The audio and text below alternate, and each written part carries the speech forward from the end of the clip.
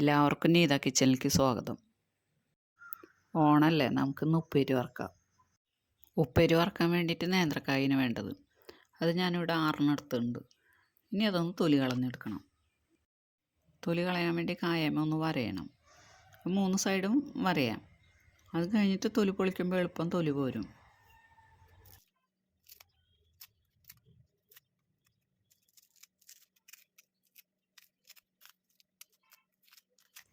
കായ ഞാൻ കഴുകണില്ല.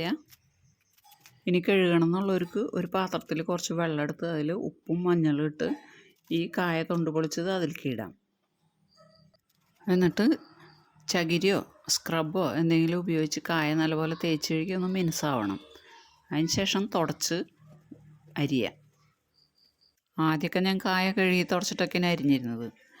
ഇപ്പം അങ്ങനെ ചെയ്യാറില്ല. കായ കഴുകിയില്ലെങ്കിൽ ഉപ്പേരിക്കൊരു വ്യത്യാസമൊന്നുമില്ല.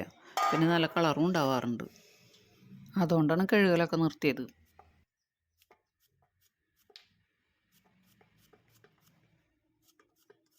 അരിയുമ്പോൾ തള്ളവരൽ ഇങ്ങനെ വെച്ച് അരിയുക. എന്നിട്ട് അരിയുന്നതിനനുസരിച്ച് കായ അങ്ങനെ കയറ്റി പിടിക്കണം.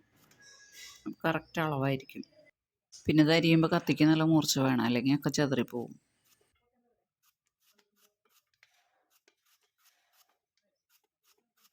ഉപ്പേരിക്ക് അരിയുമ്പോൾ എപ്പോഴും സ്റ്റീൽ കത്തി ഉപയോഗിക്കണം.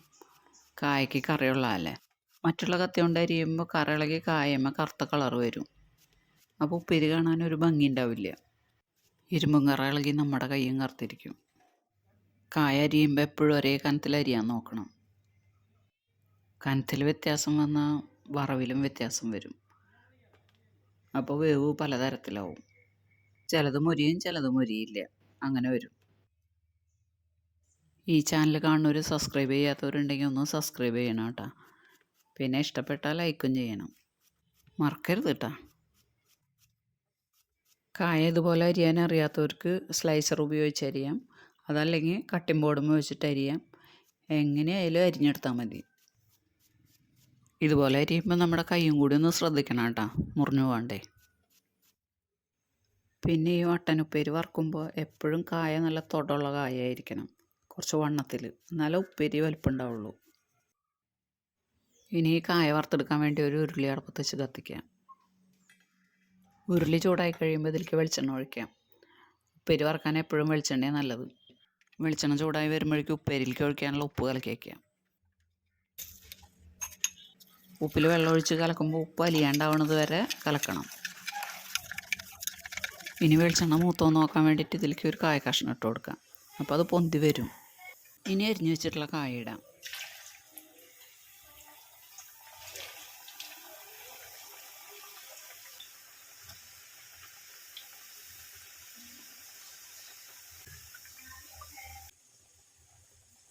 കായ ഇട്ട് അപ്പോൾ തന്നെ ഇളക്കരുത്. ഒന്ന് വേവായതിന് ശേഷം ഇളക്കാൻ പാടുള്ളൂ.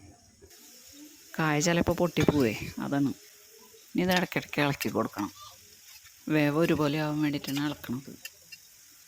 ഇനി ഇത് തീ കുറച്ച് മീഡിയം ഫ്ലെയിമിലിട്ടിട്ട് വേണം ഇത് വറുത്തെടുക്കാൻ. തീ കുറച്ചാൽ ഇത് തിളച്ചുകൊണ്ടിരിക്കണം. എല്ലാ ഭാഗവും തിളയ്ക്കണം കേട്ടോ, അല്ലെങ്കിൽ വെളിച്ചെണ്ണ കുടിക്കും.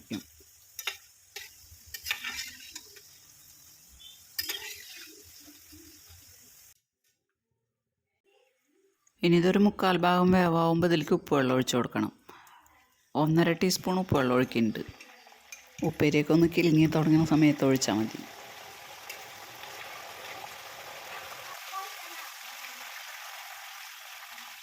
ഇങ്ങനെയല്ലെങ്കിൽ പിന്നെ കായ വറുത്ത് ഊരിയതിന് ശേഷം ഉപ്പ് വെള്ളം തെളിച്ച് കുടഞ്ഞെടുത്താലും മതി.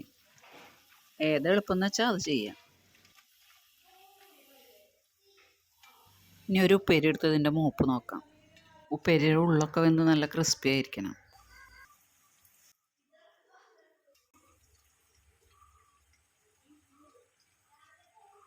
ഇതിപ്പോൾ നല്ല പാകമായിട്ടുണ്ട്. ഇനി ഇത് കോരിയെടുക്കാം.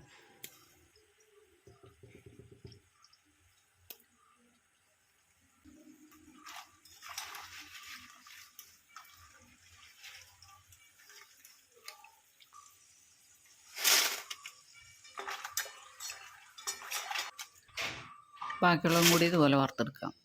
ഇനി കായ ഇടുന്ന സമയത്ത് തീ നല്ലപോലെ കത്തിക്കണം കേട്ടോ. പകുതി വേവാകുമ്പോൾ തീ കുറച്ചാൽ മതി. ഈ കായലേക്ക് ഇനി 1 സ്പൂൺ ഉപ്പ് വെള്ളം ഒഴിച്ചാൽ മതി. വെളിച്ചെണ്ണയിൽ ഉപ്പുണ്ടാവും, അപ്പോൾ അതിനനുസരിച്ച് കുറച്ച് ഒഴിക്കണം.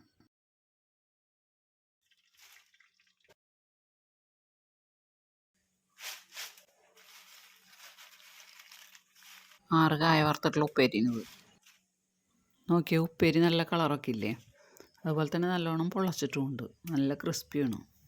പിന്നെ ശർക്കര വരട്ടിയുടെ ലിങ്ക് ഞാൻ താഴെ ഇടുന്നുണ്ട്, അത് കാണാത്തവരൊന്ന് കണ്ടു നോക്കണം കേട്ടോ.